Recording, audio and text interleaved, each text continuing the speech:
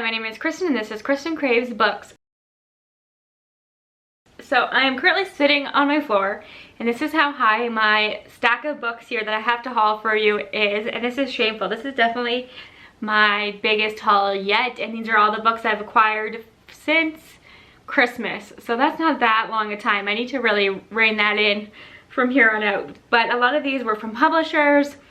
Some I pre-ordered, some have just been gifted to me, so I will go through these all for you, and then hopefully you won't see a book haul from me for a while. So I will start with, and let's hope this doesn't fall on me, although that would be hilarious for the video. So I'm going to start with these two books. These are ARCs from HCC Frenzy here in Canada, so that's HarperCollins.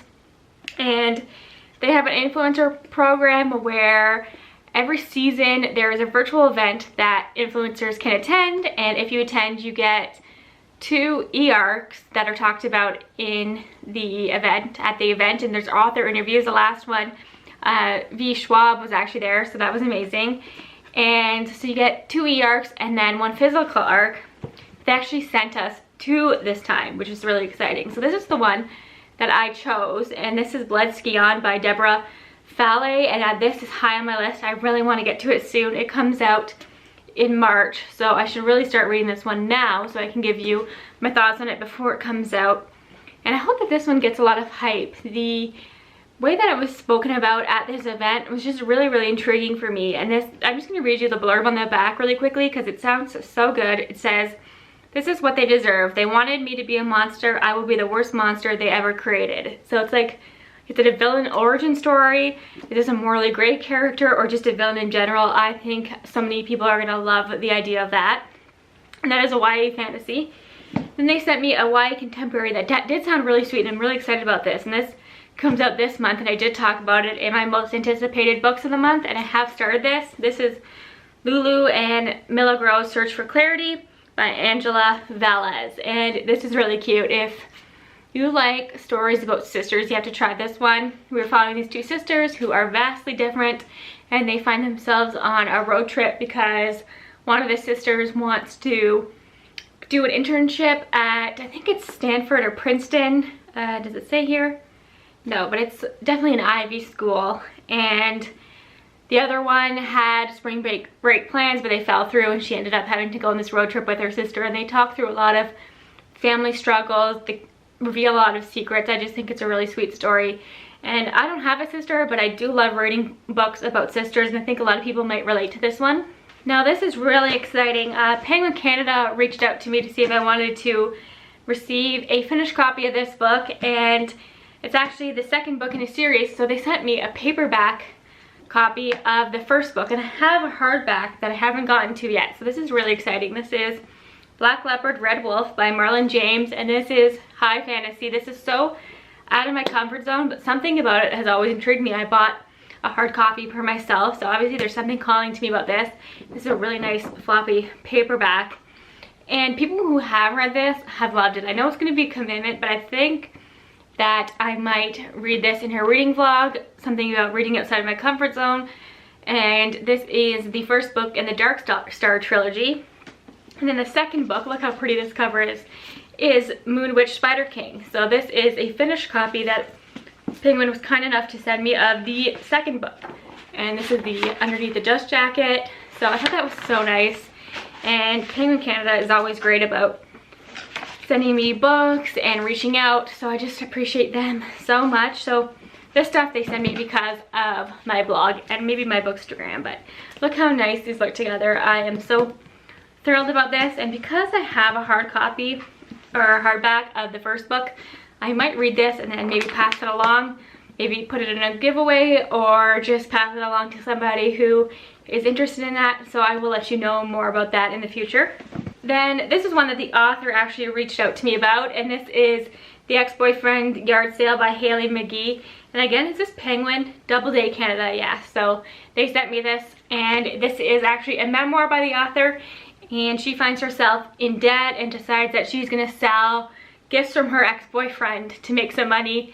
And then she's having a hard time deciding the value of things, so she decides to, there's actually like equations in here, she decides to come up with some formulas of how do you determine the value of a gift like that, and she ends up interviewing her ex-boyfriends, which is really brave. So I am curious about this one for sure, and I know that this one is out now, so if you are curious about it, you can get your hands on it now. And then St. Martin's Press has sent me a few nonfictions lately, and the first one is Heiresses by Thompson, and the tagline is The Lives of the $1 Million Babies. And I know that this follows different heiresses throughout history, I think especially in the 20s, and it shines a light on both the negative and positive sides of that role. And I've always been curious about heiresses, and so I think she focuses on some that were really involved in the civil rights movements. I know she talks about one that was arrested for terrorism, so we get like a deep dive into different famous heiresses, and that sounds really, really good to me. And I've been on a bit of a nonfiction kick, so I would love to get to this one soon.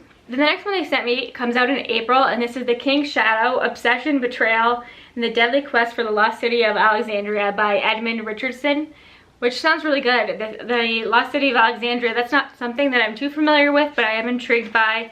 And they sent the little paper in here, the promotion material, so I think that this could be really amazing. The St. Martin's Press definitely publishes some fun nonfiction, so if that sounds good to you, I hope I could put this on your radar, because I think a lot of people will be interested in that topic. And then I actually have one last book from Doubleday Canada, and this is The School of Mirrors by Eva Stockniak, and this is a novel of Versailles and the Revolution, which I don't think I've ever read any historical fiction about Versailles, so that is amazing. This just came to my door unsolicited, but I'm actually really, really intrigued by it.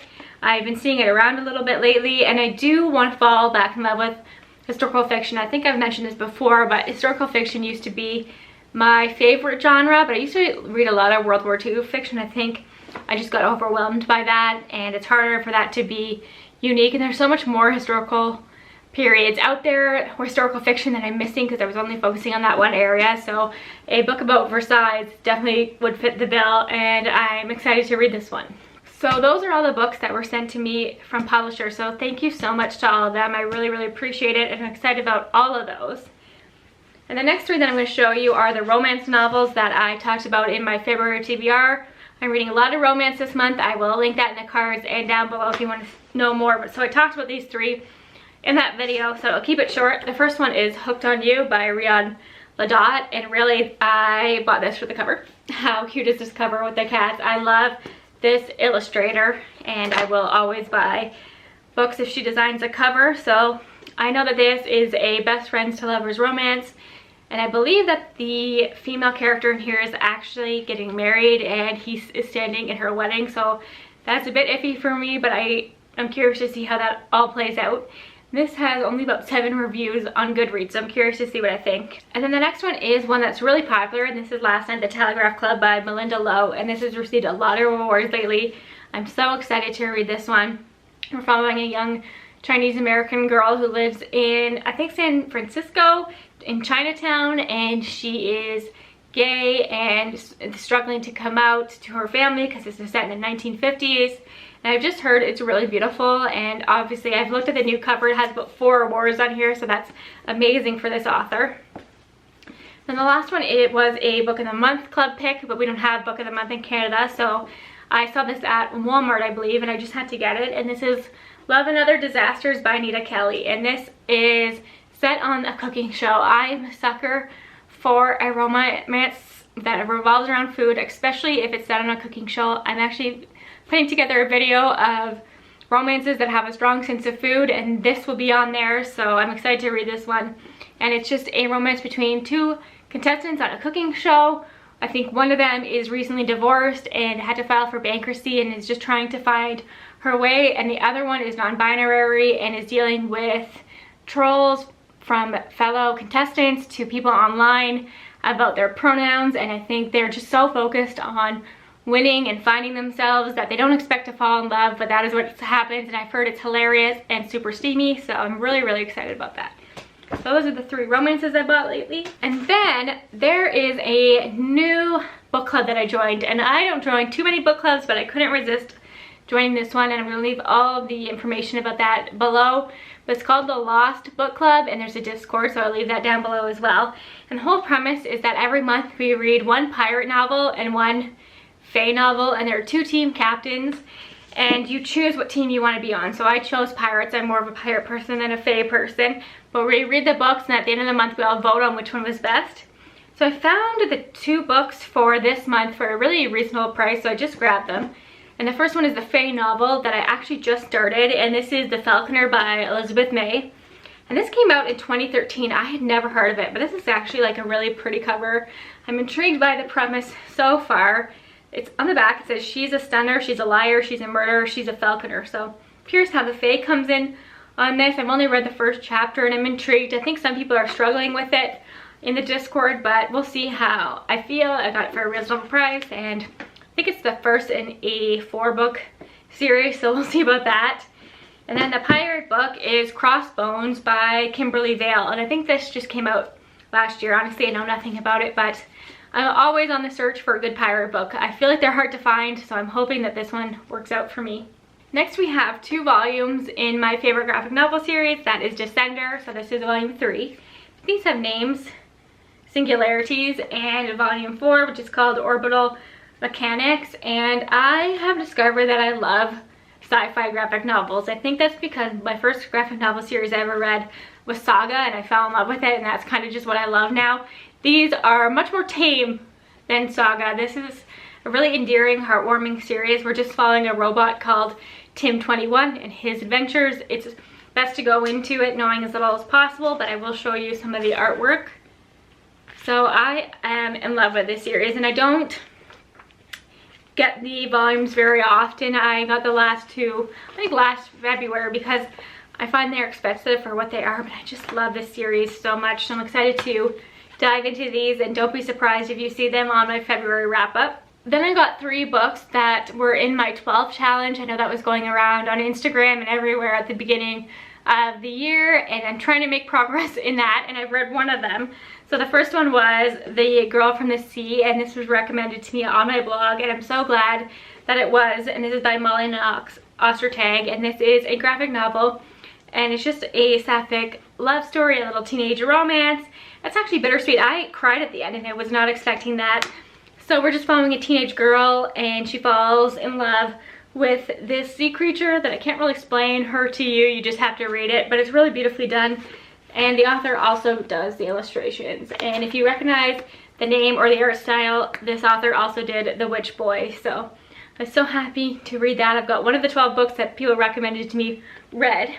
And then I've got 2 more here. So this one is A Witch in Time by Constance, and the person that recommended this to me knows how much I love witch stories, which I so appreciated that they understood my reading taste so well.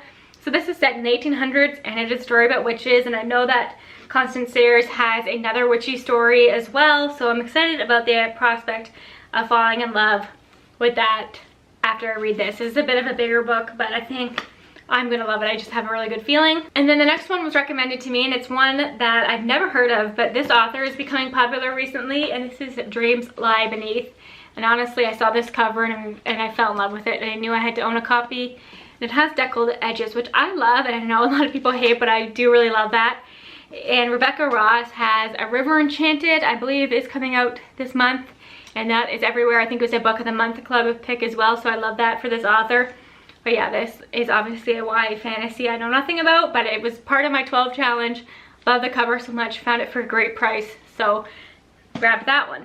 And then this is one that was spoken about in that HCC Frenzy event that I talked about at the beginning of this video. And this one is Forever Birchwood by Danielle, and this author is actually from my hometown, and this book is set in my hometown. So when they said that on the stream, I knew I had to grab it as soon as it came out, and this is a middle grade. And it follows an indigenous character who I think has a bit of magic and is having some problems with her mom, who doesn't believe in magic, and there's a real connection to the forest and trees, and birch trees in particular, which makes sense because of the town I live in. We do have a lot of birch trees, and mining is a big part of this book. I do live in a mining community, so I just love supporting local authors. I was so excited to see that this was published by HarperCollins, and I know that this author has a few more books, so hopefully I love that. I haven't read a ton of middle grade, but I'm excited to try it. And I was thinking I would do a reading vlog of this and walk around the town a little bit to show you and give you an idea, so that could really be fun. Next is one that I read and I spoke about in my January wrap-up, And this is The Maid by Nina Prose. This is absolutely everywhere. I'm sure you've heard of it. And the more I think about it, the less I like this book, which is kind of sad. I just have some things that didn't sit right with me about it. I'm curious to see what they do with the movie because I love Florence Pugh. I adore her, and she's set to be the lead actress in this. I'm curious what she does with this character, but yeah, I don't know about this one. I'd be curious to know what you thought of this if you read it, because I know it's been everywhere. And then this is one of my most anticipated reads of the year. I didn't realize just how big it was going to be, but I'm so excited about it. This is Daughter of the Moon Goddess by Sue Linton. So here's the cover.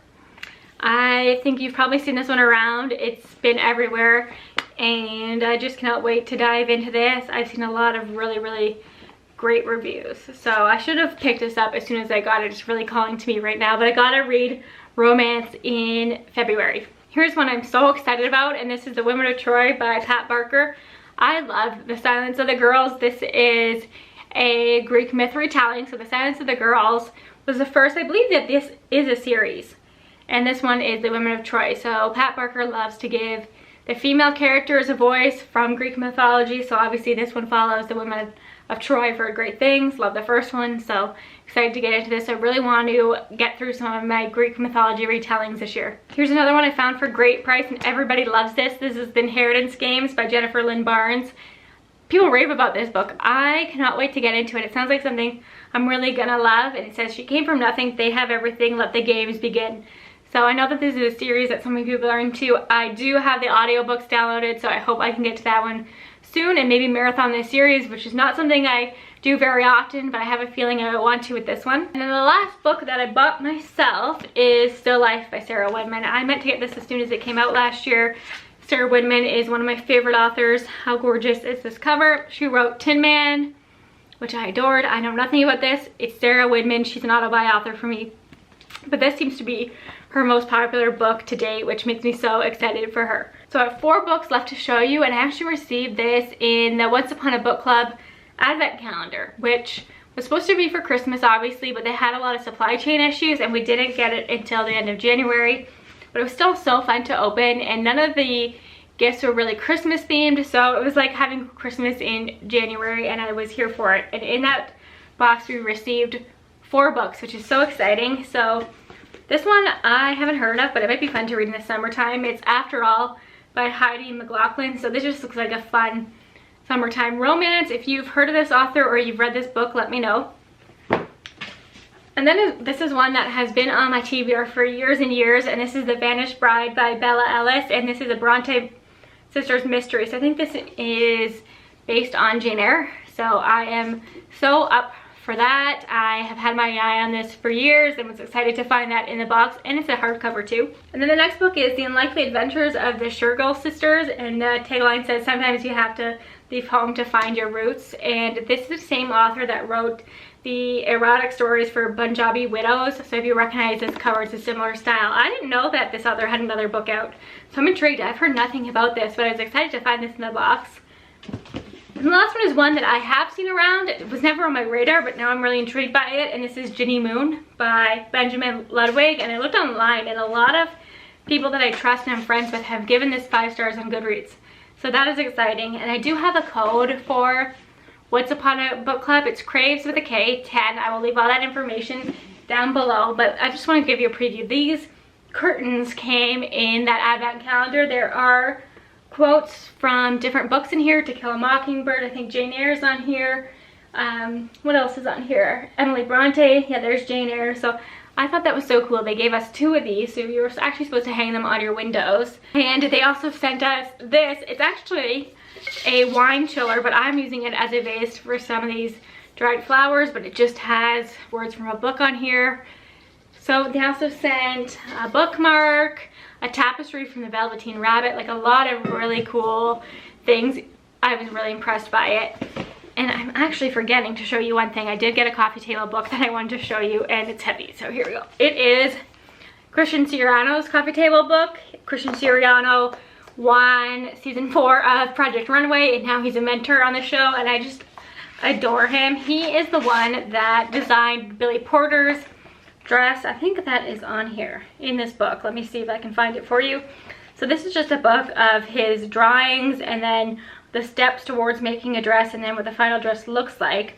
And you can actually buy his illustrations online. I've been tempted to do that myself, and I don't think he ships to Canada, or else I would, because they're reasonably priced. But let me see. I just saw it.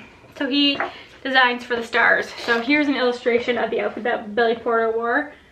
And then here's the actual dress that Billy Porter wore to the Oscars. So there's just some really cool stuff in here. He does talk about what it was like to design during the pandemic, because I think that he stopped his factories from making his clothing, and he started to make masks. So I just like Christian Siriano. So those are all of the books that I received in the last couple of months. It was a lot. I'm losing my voice. My camera battery died, so it was just that's just a sign that it was too many books. So hopefully you won't see a book haul from me for a minute. But if you have read any of these, I would love to talk about them in the comments. And if you're a Christian Siriano fan, let me know, because I just love him so much. So that is all. I will talk to you all again soon, and bye for now.